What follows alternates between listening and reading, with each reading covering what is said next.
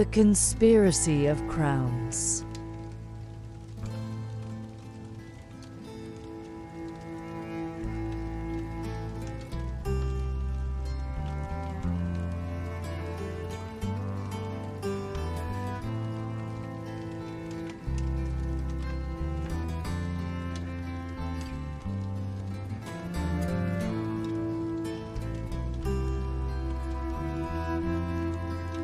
In the kingdoms of Ruvia, Eldrith, and Dervin, the fate of nations was tied to the power of a magical crown, lost long ago, but now revealed to all.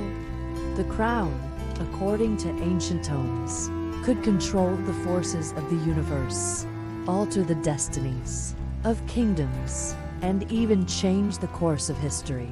It was a legend, passed down from generation to generation. But what seemed like a fairy tale would soon become fertile ground for the ambition of kings, queens, and traders. Within the corridors of Ruvia's castle, the doors closed behind the nobles as the darkest secrets were whispered. King Alderon, Lord of Ruvia, had approached the other kingdoms with a seemingly innocent proposal for an alliance. But amidst the wine-filled cups and disguised laughter, something much darker was in the works. Among the most respected knights of Ruvia was Sir Brynden, known for his bravery and unwavering honor. But behind his golden armor and sharp swords was a strategic mind and indomitable courage. He had been entrusted with a secret task: protect the artifact, a heavy burden and responsibility that could destroy the balance of the three kingdoms. If it fell into the wrong hands, by his side, always, was Hugo, a squire who brought with him more questions than answers. The young man, with messy hair and a mischievous smile, had neither the discipline of a knight nor the focus of a warrior. However, his sharp tongue and sense of humor were his greatest weapons. And, curiously, they were the things that often got him out of trouble. Sir Brynden was in his chamber, polishing his sword, when Hugo entered, panting and with a bag of fruit in his hands. "I brought the apples you asked for," Hugo explained, placing the bag on the table with a cheeky smile. Brynden looked at him, sighing. "Shouldn't you be training with your sword, Hugo?" he said with a tone of reprimand. "Ah, training won't save me when that lunatic from Eldrith decides to steal the crown. An apple, my friend, that's what could save my life," Hugo replied, biting into an apple with enthusiasm. Brynden rubbed his forehead. "I really don't know what to do with you. Maybe an apple to the head to wake me up. Come on, come on. Everyone needs a good snack before facing off against crazy conspirators," Hugo joked, with a wide grin. The relationship between them was unique. Hugo made Brynden, with all his seriousness, laugh, and Brynden, in turn, offered Hugo a sense of responsibility and, eventually, a deeper understanding of true honor. Ruvia's great hall was resplendent, filled with banquets, music, and dances. The court was in celebration, but to those who watched closely, there was more tension in the air than joy. King Alderon smiled as he spoke with princes and barons, but his eyes were alert to every movement of his enemies. That night, everything was at stake. The magical crown, which could guarantee him control over everything, was guarded, but no one knew where it was.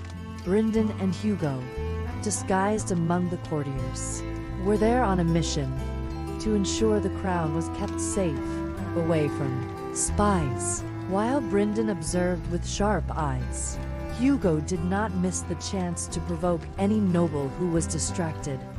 "Hey, look, Prince Eamon is flirting with the Baron Doric's wife." "How bold," Hugo said, pointing discreetly at the scene. He was having a lot of fun with the little scandal. "I think royal etiquette is a bit lacking in this kingdom." Brynden, in a very low tone, replied, nervously. Shut up, Hugo. We can't cause a scene here. Don't worry. I'm sure he's more interested in the crown than the Baron's wife. In the midst of it all, a mysterious figure approached Brendan's table. It was Prince Balthur, the heir of Dervin, whose eyes, sharp like blades, seemed to pierce the soul of anyone who looked directly at him. He was elegant, but there was something unsettling about his presence. Sir Brendan, I've heard much about your honor. I hope it's enough to protect what we're all trying to achieve, the prince said with an enigmatic smile. Brendan looked back at him, his eyes fixed, revealing no intentions. We are not enemies, Prince, but you must understand, the crown will not be given to whoever wants it, but to whoever deserves it. The prince laughed lightly. You speak like an idealist, knight. I hope the kingdom survives this. Hugo, meanwhile, took the opportunity to provoke once again. Hey, Balthur, do you know that the crown is a bit too big for all of your heads? Brendan let out a long sigh, as Prince Balthur glared at the squire with a cold look. The atmosphere was tense, but for some reason, Hugo seemed to have eased the tension with his irreverence. As the night wore on, a series of events unfolded quickly. In a moment of destruction, a group of infiltrated mercenaries, under the command of King Dorian of Dervin himself, attempted to seize the crown. They stormed the hall in chaos, cutting through the fragile peace between the kingdoms. Brendan immediately sprang into action, drawing his sword with precision. His movements were quick and lethal, but the chaos was too great for him to handle. Alone, Hugo, in a burst of impulsiveness, grabbed a decorative sword that was hanging on the wall, and with a skill he didn't believe he had, began to swing it wildly, knocking mercenaries over with his accidental, yet surprisingly effective, blows. This is all part of the plan. This is all part of the plan, Hugo shouted, as he knocked down one mercenary after another. Brendan, for the first time, couldn't help but laugh, even in the heat of battle, as he struck down mercenaries with precise and swift moves. In the end, the fight unfolded spectacularly. The crown was saved, but not before Hugo accidentally knocked over a massive chandelier hanging from the ceiling. The chandelier fell on the mercenaries attacking Brendan, scattering them and throwing them into even more chaos. That was surprisingly effective, Brendan commented, not believing what he had just witnessed. Hugo, panting and with a proud grin, said, I knew it was only a matter of time before these things fell into my path. The battle was intense, but in the end, the conspirators were defeated and the crown was safe. Hugo, with his unpredictable ways, had, unknowingly, proven himself an unlikely hero, while Brendan, with all his bravery and honor, led the fight. With the conspirators defeated and the crown safe in their hands, peace was restored among the kingdoms. Hugo's story spread like wildfire, and many began to question the true meaning of honor. Perhaps, for these modern times, there was something more valuable than rigid conventions, the free spirit and unpredictable nature of a squire who, without meaning to, managed to change the course of history. Brendan, with the crown secured, now knew one thing.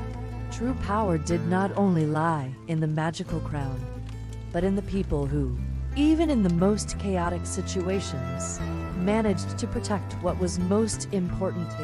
And so, the kingdoms moved forward, with Hugo by Brendan's side, always ready for the next adventure, and always ready for a good laugh.